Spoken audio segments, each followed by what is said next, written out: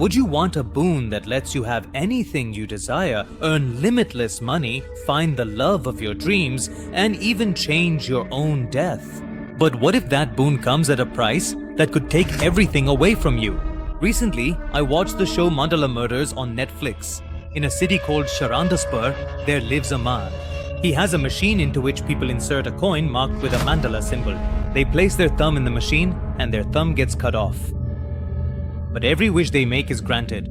But at the same time, some very strange murders are happening in that city. Some people are missing their torsos, some their hands, and others their legs. But everyone has a mandala mark on their forehead, the same mark that was on the coin. Our story today also hides such terrifying mysteries. The year was 1980. In Uttar Pradesh, in the small town of Haripur, nestled by the river and surrounded by dense forests, something was happening that was beyond anyone's understanding. It was a new moon night and a woodcutter named Jagdish set out late at night to cut wood in the forests of Haripur. When he arrived there, it was almost morning. But as soon as he got there, he smelled something strange, as if something was burning. Fearing that the whole forest might catch fire, he quickly ran deeper into the woods. As he got closer to the source of the smell, he felt as if someone was following him in the forest. He shouted several times, asking who was there, but he got no response. Suddenly, thick black smoke began to spread everywhere.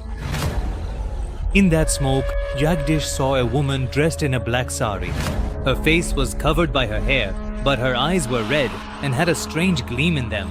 As soon as Jagdish got closer to her, the woman suddenly disappeared into the black smoke. Within moments, the smoke also vanished. But what Jagdish saw then made his hair stand on end. Right in the middle of the jungle lay the dead body of Vishnu, a very prominent industrialist from their city. His torso, that is, the upper part of his body, was missing. Only his head, legs and arms remained, which someone had stitched together separately.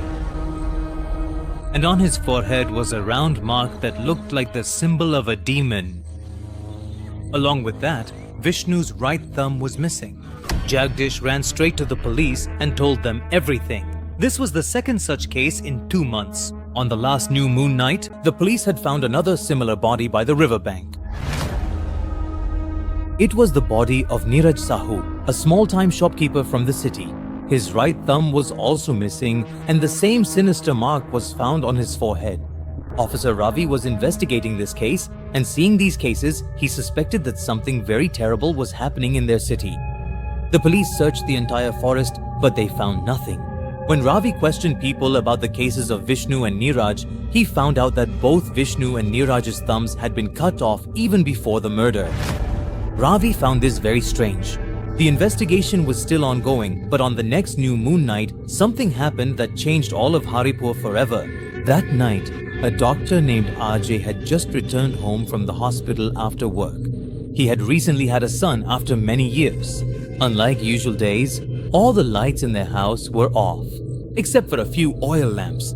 Ajay kept calling out to his wife, but he wasn't getting any response from her. And then, all of a sudden, he felt as if someone was watching him. When he picked up the lamp and moved it around, there was no one there.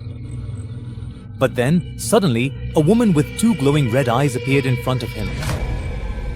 The moment Ajay saw her, he was terrified and the lamp slipped from his hand and fell to the ground. Somehow, he managed to turn on the house lights and he saw a woman standing in front of him, dressed in a black sari, her hair disheveled, staring at him with her glowing red eyes. As soon as Ajay asked who she was, the woman vanished into thin air. Just then, Ajay heard his child crying loudly. He ran inside to the bedroom and saw his son sitting next to their bed, crying and staring only in the direction where the woman had disappeared. As soon as Ajay bent down to pick up his son, he was horrified. Under the bed lay the corpse of his wife. In exactly the same condition, her head, her hands and her feet were all attached to each other, but her upper body was missing. That same demonic mark was on her forehead. As soon as Ajay saw her, he broke down crying loudly. The news spread quickly and Inspector Ravi arrived at Ajay's house. Ajay's wife was also missing her thumb. When Ravi asked Ajay about this, Ajay revealed a truth that shook Ravi to his core. Ajay told him that despite many efforts, they were unable to have a child. Someone told his wife that there is an old cave in the forest. There are some women there who practice magic. If you go and meet them, your problem will be solved. Ajay and his wife thought they would try this as well.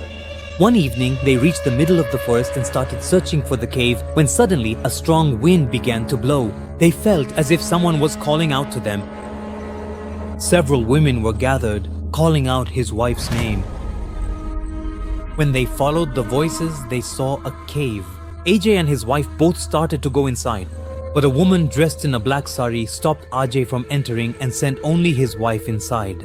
Ajay began waiting for his wife outside the cave. After a while, he heard his wife scream. When she came out, her right thumb was missing.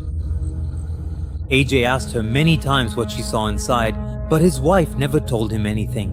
Just a few days later, Ajay's wife became pregnant. They had a child, but ever since then, Ajay's wife started behaving strangely. It was as if she was under someone else's control. People had reported something similar in the cases of Neeraj and Vishnu to Ravi as well. Ajay told Ravi that he thinks the women in that cave are actually witches, and that they don't practice magic but black magic. She takes a person's thumb and puts them under her control, and then on every new moon night, she sacrifices one of them. Ravi didn't believe in any of this, but whatever was happening in that town had raised many questions about his beliefs. That very evening, Ravi, along with one of his constables, reached the forest. While searching the forest, a sudden strong wind began to blow and darkness fell over the jungle.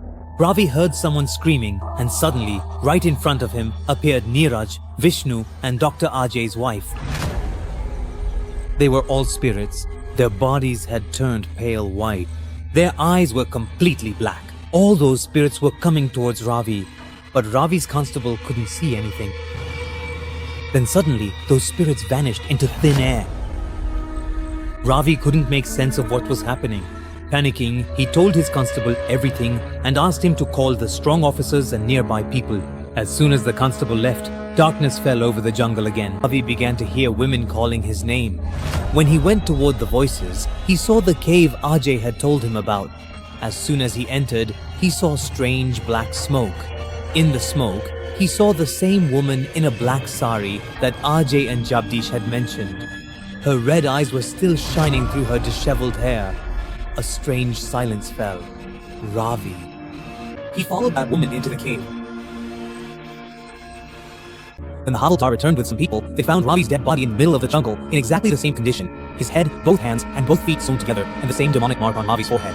The thumb of his right hand was also missing. After that, everyone became convinced that in this jungle, witches lived there who worshipped the devil and sacrificed innocent people.